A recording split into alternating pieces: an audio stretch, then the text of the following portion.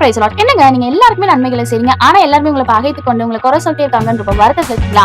Don't worry. Bible அழகான வார்த்தை இருக்கு. ரோமர் 12:21 நீ தீமையினாலே வெல்லப்படாமல் தீமையை நன்மையினாலே வெல்ல. ஆமாங்க, நீங்க நன்மையான காரியங்களை மாத்திரமே செய்றீங்க, ஆனா எல்லாருமே உங்களை பகைக்கிறாங்க, உங்களை விரோதிக்கிறாங்க, உங்களுக்கு தீமையான காரியங்களே அதுக்கு பதிலா செய்யறாங்க அப்படின்னு சொல்லிட்டு நீங்க வருத்தப்படுறீங்க. நீங்க அதை குறிச்சு எதுவுமே கவலைப்படாதீங்க. நீங்க தொடர்ந்து வந்து எல்லாருக்குமே நன்மையான காரியங்களை செய்யுங்க. எல்லாருமே நான் பகைக்கிறாங்க, நான் ஏன் உங்களுக்கு நன்மை செய்யணும், நான் அதுக்கு மாறா தீமையான காரியங்களை செய்யலாம் அப்படின்ற எண்ணத்தையும் கொள்ளாம அவங்களுக்கு தொடர்ந்து நன்மையான காரியங்களை செய்யுங்க. அதுக்குரிய பலனை இயேசு உங்களுக்கு தருவாரு. ஒருவேளை உங்களுக்கு விரோதமா அவங்க தீமையான காரியங்களை யோசிக்கிறாங்க, உங்களுக்கு விரோதமா தீமையான காரியங்களை செய்யறாங்க அப்படின்னா ஏசப்பா உங்களுக்கு துணையா நின்று அந்த தீமையான காரியங்களை ஏசப்பா உங்களுக்கு நன்மையாக மாற்றி முடிப்பார். சோ எல்லாருக்கும் நன்மையான காரியங்களை செய்யுங்க. ஏசப்பா கிட்ட இருந்து அதற்கான பலனை பெற்றுக்கொள்ளுங்க. So don't worry, God bless you. Have a nice day.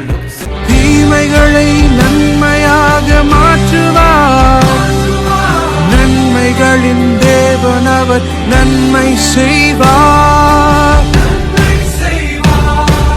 தடைப்பட்ட காரியம்